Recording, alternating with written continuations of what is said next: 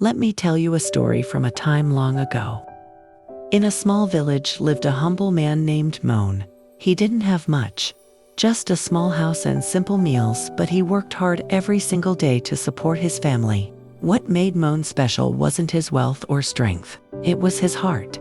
He never turned away someone in need. If he saw a hungry dog while working in the fields, he'd share his lunch without thinking twice. If a traveler passed by tired and starving, Moan would offer his own food, even if it meant going hungry himself. His wife Sunita didn't always agree. "Our kitchen is always empty because of your generosity," she would say. "You should think about yourself too." But Moan would simply smile and reply, "Sunita, there's no bigger enemy than hunger. If we can help someone, why shouldn't we? God sees everything." One hot afternoon, as Moan rested at home, a weak voice called out from the door. An old sage stood there, worn out, dusty, clearly hungry. Sunita peeked through the window and muttered, "Here we go again. Another mouth to feed. Soon we'll have nothing left." Ignoring her, Moan rushed to the door. He saw the sage, thin, tired, drenched in sweat. "Please come in, Baba," Moan said warmly. "Sit, I'll get you some water." He brought cool water in a large metal jug. The old man drank slowly, relief spreading across his face.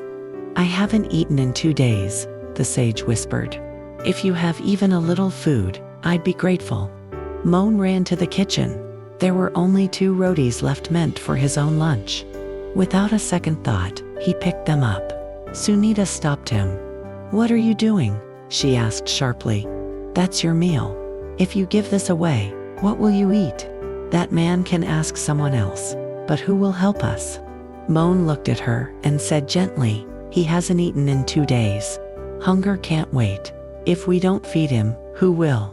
God will take care of us." The sage heard the entire argument but sat silently, waiting with patience. Moan walked over and placed the food in front of him. "Baba, please eat. This is the best we have."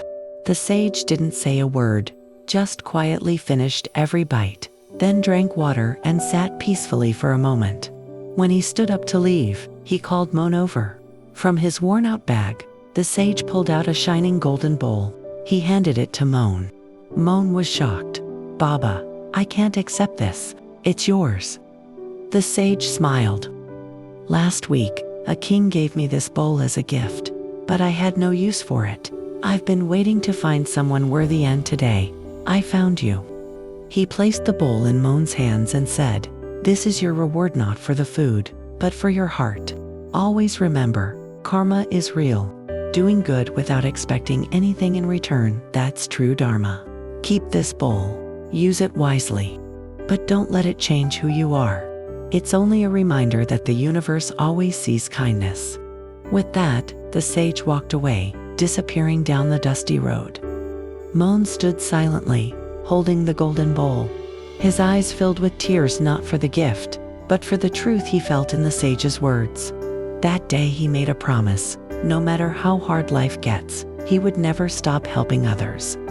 Friends, the smallest acts of kindness can echo in ways we may never see. When your heart is in the right place, the universe listens even in silence. Do good, not for praise or reward, but because it's who you are. And trust this: what you give always finds its way back.